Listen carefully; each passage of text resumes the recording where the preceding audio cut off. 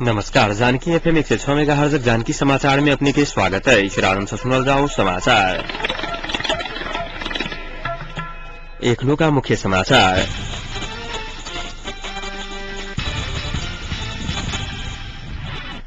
डोटी में भेल बस दुर्घटना में 31 के मृत्यु, 29 के शनाखत। सशक द्वंद काल में जान गेल घटना के अलग अलग छानबीन काला पर ककरो नीक निहात प्रधानमंत्री भट्टाचार्य कहब। नेकपा माओवादी आ मधेसी मोर्चा बहुमत में भेलाक कारणे सहमति होबा नहीं सकल। कांग्रेस उपसभापति पौडेल के स्पष्ट उक्ति। जनकपुर अंचल अस्पताल में शिशु के फेरबदल कयल गेल लागल आरोप। आयुर्वेद चिकित्सा के विकास होबा नहीं सकल प्रति जनकपुर में वक्ता सब द्वारा चिंता व्यक्त। एनपीएफ ममता द्वारा अनाथालय की इन्वर्टर प्रदान। डोटी में भेल बस दुर्घटना परि जान गंवाउने 31 मध्ये 29 गोटे के शनाखत भेलाइ छ। दुर्घटना परि मृत्यु होबला सबमे कैलाली के भंजिंग के उज्जवल वड़ा भजनी के मुखाराम चौधरी, शौचालय गणेश चौधरी रहलाई छ। तेना आसाम के देवी स्थान 6 के हंस वहिनी माध्यमिक विद्यालय के प्रधानाध्यापक 28 वर्षीय कृष्ण खड़का, अछाम बेचना 3 के शिक्षक यूनियन के जिला उपाध्यक्ष पवन देवी शाह, कैलाली के धनगढ़ी नगरपालिका 5 हसनपुर घर भेल।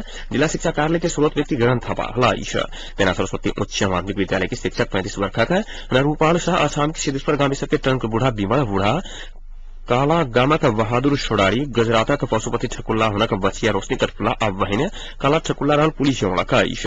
तेना रमा रोशन 2 के शेर बहादुर साउद, दानाक तपेंद्र कठुल्ला और जयगढ़क स्वास्थ्य चौकी इंचार्ज करीब 40 वर्ष का तुलाराम गिरी के समेत जान गलिस्त। अछाम मलाती कोटा का देवानंद खनाल, वह ठामा का रामलीला शाह, मंगल सेनक चंद्रदेव रेग्मी, सिद्धेश्वरा का विमल बूढ़ा, दानाक खड़ल ठकुल्ला, वह गामा का ठकुल्ला चक्र कठुल्ला, कमान ठकुल्ला के देवानंद खनाल, कमान सिंह रावल, चार चफा मडौल मजूर कमला रावत और बहादुर रावल हलिस्त। अन्य के शनाखत होबा नहीं सकल। सहायक निरीक्षक एन जानकारी दे सकिन। कर्णाली साड़ी यातायात के नाचाई ख 3603 नंबर के बस बोर्ड 2 बजे दुर्घटना भेल छल। दुर्घटना में घायल भेल 13 मध्ये 8 के नेपालगंज रेफर कयल गेल त बाकी नेपालगंज रेफर कयल गेल अछि। नेपालगंज रेफर कयल गेल मध्ये दर्जा 2 के 25 वर्षीय गुलाबी रावल, दर्जा 2 के 2 वर्षीय मंजू रावल, अछाम की कलाली के 2 के 22 वर्षीय तपेंद्र रावल, मणिराज भट्टराय, रामसिंह लोहार, मीन रावल, दर्णा 9 के 40 वर्ष पवित्रा बोहरा, ठीक बहादुर 15 कैलाली के 33 वर्ष का सनकर रेखनी पबेरा, कैलाली के 23 वर्षीय किशोर चौधरी रहल बताउल गेल अछि।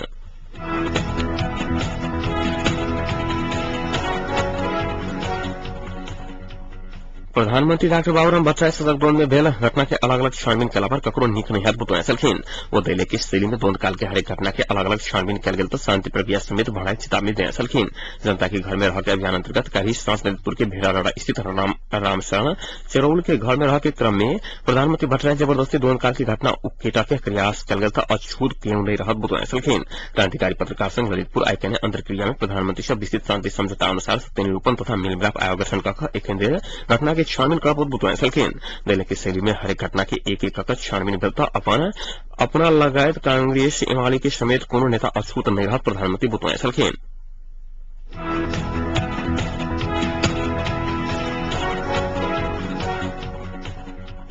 नेपाली कांग्रेस उपसभापति रामचंद्र पौडेल एकीकृत नेकपा माओवादी और मधेसी मोर्चा बहुमत के में बेला कारणे सहमति होबा नहीं सकल बुतुआ सलखिन। नेपाल राष्ट्रीय मगर संघ नवलपरासी के दूसरा जिला अधिवेशन के कावासोती में उद्घाटन करते हुए एहन बात बुतुआ सलखिन। कार्यक्रम में बैठ कांग्रेस नेता पौडेल माओवादी के सरकार मोह आ दोसर दल के देश लगावा की प्रवृत्ति के कारण सहमति होबा नहीं सकल बुतुआ सलखिन। नेपाली कांग्रेस का बहुमत नहीं भेला कारणे एखन देश में राजनीतिक अस्थिरता बनल संविधान सभा के निर्वाचन समेत नेपाली कांग्रेस बहुमत प्राप्त कलाक बादो एखन देश में नया संविधान पला बादो लोकतंत्र स्थापित होबा नहीं सकल जिक्र कयल सलखिन।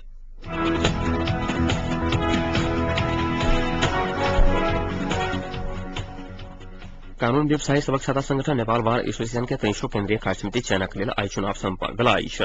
आई भोर 9 बजे से शुरू भेल मतदान दोपहर 4 बजे देर तक चलत बतौला बाद किछु समय थप कऽ सम्पन्न भेल अछि। आब मतगणना परसू सहायत पुष्पा में आयल अछि। अध्यक्ष, उपाध्यक्ष, महासचिव, कोषाध्यक्ष आ 9 केंद्रीय सदस्य पदक लेल निर्वाचन के कुल 45 उम्मीदवार बीच प्रतिस्पर्धा भेल अछि। नया कार्य समिति के लेल 3 समूह से उम्मीदवार पड़ल अछि। नेतृत्व के प्रजातांत्रिक समूह से शेर बहादुर केसी, प्रगतिशील एवं गणतांत्रिक समूह से हरिकृष्ण कार्की आ संहितावादी समूह से अधिवक्ता सुरेंद्र थापा मगर अध्यक्ष पद के लिए उम्मीदवार दे सलखिन। महासचिव पद के लिए प्रजातांत्रिक समूह से सुनील कुमार पोखरेल, प्रगतिशील एवं गणतांत्रिक समूह के दिना मणि पोखरेल आ संहितावादी समूह के जगदेव चौधरी प्रतिस्पर्धा में रहला अछि।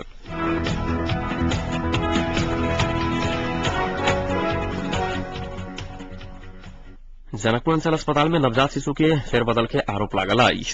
प्रसूति गृह में कार्यरत कर्मचारी के मिलीभगत से नवजात शिशु के फेरबदल कल गेल आरोप लागल आइछ। मोहतरी जिला खरियानी वार्ड नंबर 5 के प्रसूति महिला संगीता देवी शाह के परिवारजनक तरफ से ई आरोप लगाओल गेल छै। शाह के परिवारजन के अनुसार प्रसूति गृह में कार्यरत कर्मचारी मोहतरी जिला लक्ष्मीनिया वार्ड नंबर 5 के रेणु देवी के नवजात शिशु से हुनक शिशु बदला के दावा कैल छलखिन।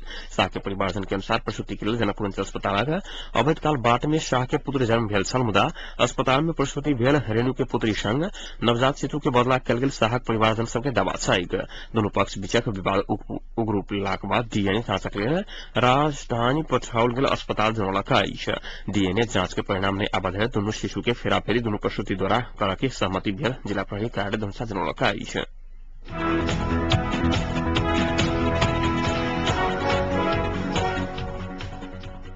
एनपीएफसन धनुषा अफवान स्थापना दिवस के अवसर पर आयोजना कोई सदगुरु कबीर अनाथ बाल वत्सल्य आश्रम के इन्वर्टर सहयोग कलाक आइछ। आश्रम में आयोजित एक कार्यक्रम में बीच एनपीएफसन धनुषा के अध्यक्ष विजेंद्र मिश्र एवं धनुषा पर्यवेक्षक संयुक्त रूप से आश्रम के प्रमुख सत्यनारायण आलोक के इन्वर्टर हस्तांतरण कैंसिल। दिन प्रतिदिन बढ़ लोड शेडिंग के आश्रम में रहल धियापुता की समस्या के देखते इन्वर्टर सहयोग कल गेल अध्यक्ष मिश्र बतौलखिन। आर्थिक एवं भौतिक सुविधा के अभाव में अनाथ धियापुता रह रहल आश्रम में एनपीएफसन ई सहयोग सराहनीय रहल आश्रम के प्रमुख आलोक जानकारी देलखिन। कार्यक्रम में एनपीएफसन के केंद्रीय सदस्य भूप नारायण झा, धनुषा जिला उपाध्यक्ष चंद्रनारायण मंडल, धनुषा जिला सचिव डीएन पांडे सहित उपस्थिति रहल छलनि।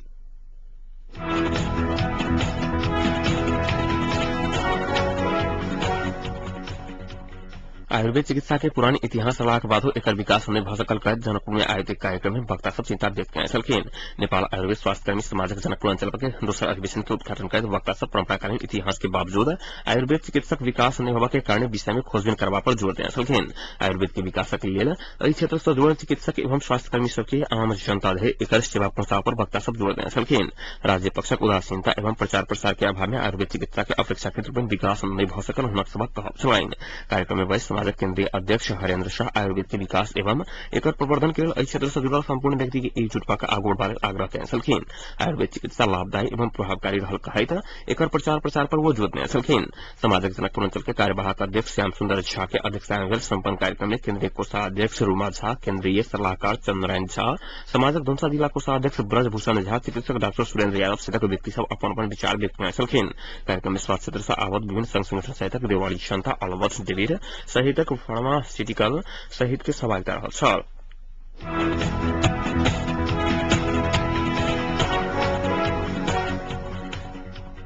पत्रकार डीकेन राज सभा के हत्या के अभियोग में पकड़ाव पड़ल ऊपर भरल अनुसंधान प्रक्रिया के विषय में बुसरा नेपाल पत्रकार महासंघ उच्च स्तरीय मिशन टोली देलक पहुंचल आइछ। अध्यक्ष शिव गांवले के नेतृत्व में गेल महासंघक 4 सदस्यीय मिशन टोली आई काठमांडू से दिल्ली के लिए प्रस्थान कयलक आइछ।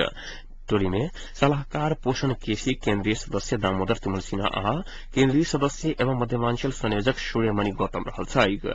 टोली पश्चिमांचल वस्तुस्थिति के विषय में अध्ययन करने के संगे पीड़ित पत्रकार के परिवार की स्थानीय पत्रकार प्रशासन लगायत घटना संग जुड़ल गेल सब पक्ष में विमर्श कर सत्य तथ्य सार्वजनिक करबाक अध्यक्ष ने जानकारी देने छलखिन।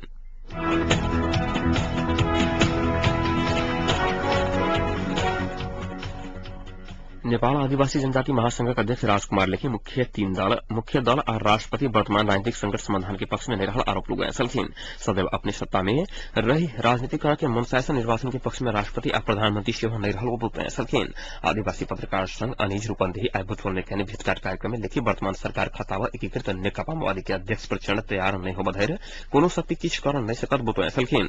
वर्तमान सरकार का राजनामा और राजनीतिक निकास के लिए सबसे पहले प्रचंड के तैयार भेनाई आवश्यक रहल हुनर कहब छलनि।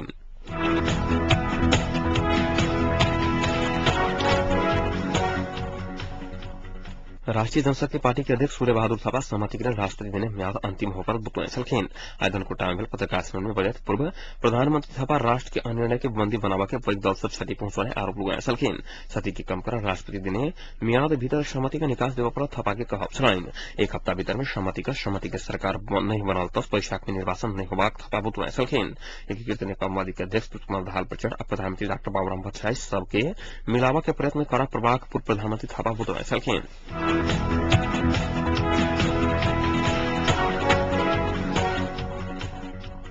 राजनीतिक निकास के नया उपाय के विषय में नेकपा एमाले आई नेपाली कांग्रेस एकीकृत नेकपा माओवादी के नेता सब संग अलग अलग विमर्श कयलक आई भोर कोइला निवास महाराजगंज में पहुंचल एमाले के शीर्ष नेता सब राष्ट्रीय सहमति के कहत कोइला दिने उम्मीदवारी के विषय में पुनर्विचार कर कांग्रेस के औपचारिक रूप में आग्रह कयलक विस्तार में तत्काल राष्ट्रीय सहमति कायम कर लेल होबा वाला अन्य विकल्प सबक विषय में सेहो विमर्श भेल छल।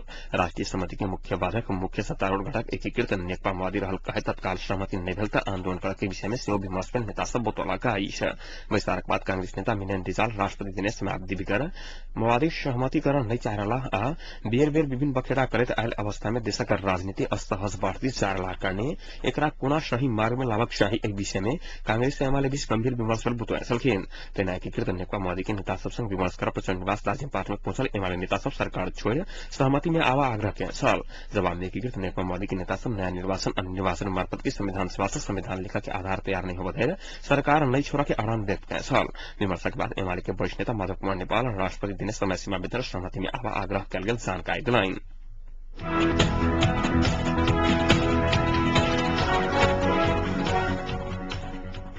श्रीलंका संसद से प्रधान न्यायाधीश शिरानी बंदरनाई के ऊपर महाभियोग लगावे के पक्ष में मतदान कयलक।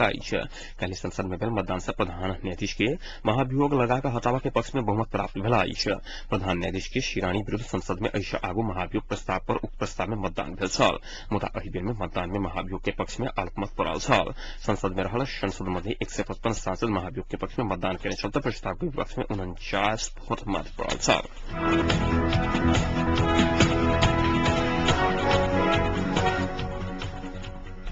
तापक्रम एखन जनकपुरक तापक्रम 11 डिग्री सेल्सियस रहला अछि।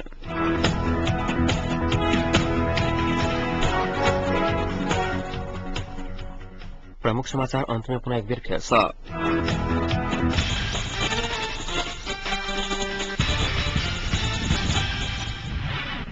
डोटी में भेल बस दुर्घटना में 31 की मृत्यु 29 के शनाखत। सशक्त द्वंद्वकाल में भेल घटना के अलग अलग छानबीन कयला पर ककरो नीक नहर प्रधानमंत्री भट्टाचार्य कहब। नेकपा माओवादी आ मधेसी मोर्चा बहुमत में भेलाक कारणे सहमति होबा नहि सकल कांग्रेस उपसभापति पौडेल के स्पष्ट उक्ति। जनकपुर अंचल अस्पताल में शिशु के फेरबदल कयल गेल लागल आरोप आयुर्वेद चिकित्सा के विकास होबा नहि सकल प्रति वक्ता द्वारा चिंता व्यक्त। एनपेप्सन धनुषा द्वारा अनाथालय में इन्वर्टर प्रदान।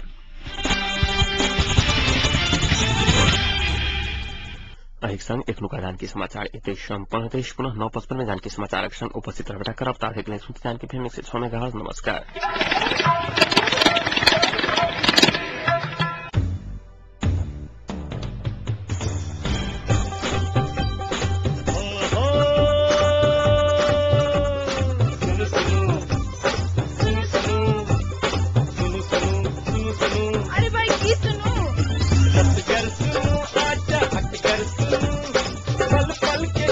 घर बैसल